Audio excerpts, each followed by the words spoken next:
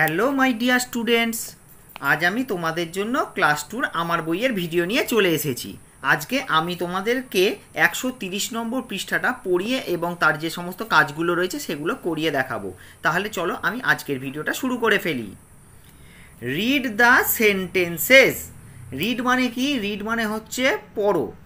The sentences, sentences মানে কি? বাক্যগুলো।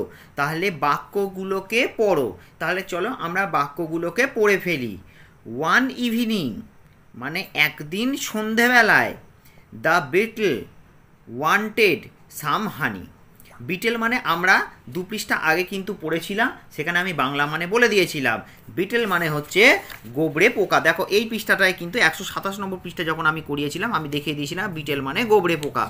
ঠিক আছে, তাহলে এই যে বিটেলের ছবি রয়েছে, এইটা লালটা, লাল কালো। তাহলে দ্য বিটেল ওয়ান্টেড মানে গোবরে পোকা চেয়েছিল সাম হানি কিছু মধু চেয়েছিল।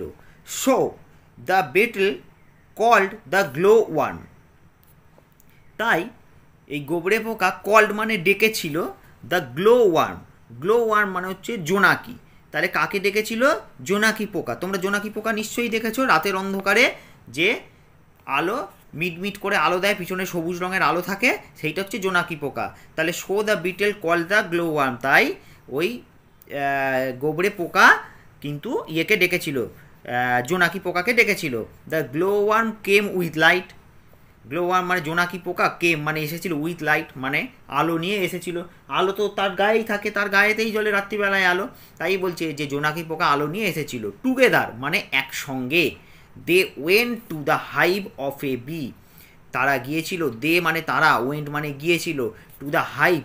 হাইভ মানে হচ্ছে মৌচাক, ঠিক আছে। টু দ্য হাইভ, হাইভ মানে হচ্ছে মৌচাক, অফ এ বি তাহলে একটা মৌমাছি, বি মানে মৌমাছি, তাহলে মৌমাছির হাইভ মানে চাক, তাহলে মৌমাছির চাকে তারা দুজন মিলে গেছিল।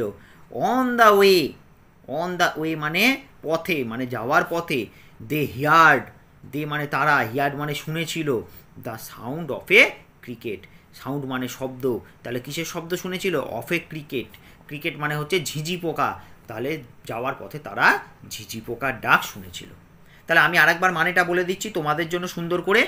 ওয়ান ইভিনিং মানে একদিন সন্ধ্যাবেলায় the beetle wanted some honey, গোবরে পোকা চেয়েছিল কিছু মধু, কিছু মধু চেয়েছিল। So the beetle call the glow worm, তাই গোবরে পোকা ডেকেছিল জোনাকিকে।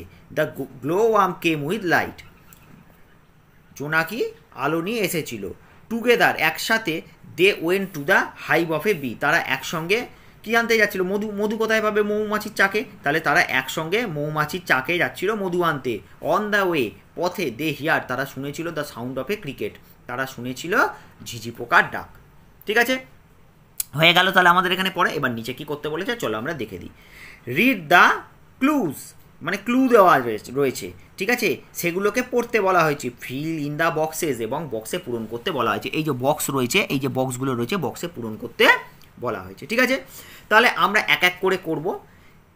অ্যাক্রস মানে পাশাপাশি, ঠিক আছে, আর ডাউন মানে ওপর নিচে। তাহলে 1 নম্বর কি রয়েছে? এ ক্রিকেট মেক্স। তাহলে 1 নম্বর কি আছে? ক্রিকেট। ক্রিকেট মানে ঝিঝি পোকা, মেক্স মানে তৈরি করে। তাহলে ঝিঝি পোকা কি তৈরি করে? এখানে দেখো একের পাশাপাশি, তাই তো, অ্যাক্রস মানে পাশাপাশি। তাহলে এখানে দেখো কি রয়েছে? এস রয়েছে আর এদিকে ডি রয়েছে। তাহলে ঝিঝি পোকা কি তৈরি করে? আমরা জানি ঝিঝি পোকা কি করে? শব্দ করে। তাহলে সাউন্ড, সাউন্ড মানে শব্দ, S O U N D. তাহলে ঝিঝি পোকা কী করলো? শব্দ করে। ঠিক আছে, নেক্সট হচ্ছে 2 নম্বর, দেখো পাশাপাশি। এ গ্লো ওয়ার্ম গিভস, একটা জোনাকি, গিভস মানে দেয়। কি দেয়? এ দেখো এইখানে 2 এর পাশাপাশি আমরা জানি জোনাকি কী দেয়? আলো দেয়। আলো ইংরেজি কি? লাইট। তাহলে দেখো এখানে এইচ রয়েছে, তাহলে আমরা কি লিখব? L I G H T. তাহলে গোবরে পোকা এই জোনাকি কী দেয়? আলো দেয়, লাইট হলো। নেক্সট হচ্ছে an insect has. An insect মানে পতঙ্গ, একটি পতঙ্গের হ্যাজ আছে। 6 মানে 6টা। 6টা কী রয়েছে? সেটা 3 এর পাশাপাশি। দেখো 6টা কী থাকে? পা থাকে। এল ই জি এস, ইটা দেওয়াই ছিল। দেখো প্রত্যেকটার কিন্তু 6টা করে কিন্তু পা রয়েছে। দেখো প্রত্যেকটা পতঙ্গ রয়েছে, দেখো তাদের পা কটা রয়েছে? 6টা রয়েছে। দেখতে পাচ্ছ তোমরা? হয়ে গেল।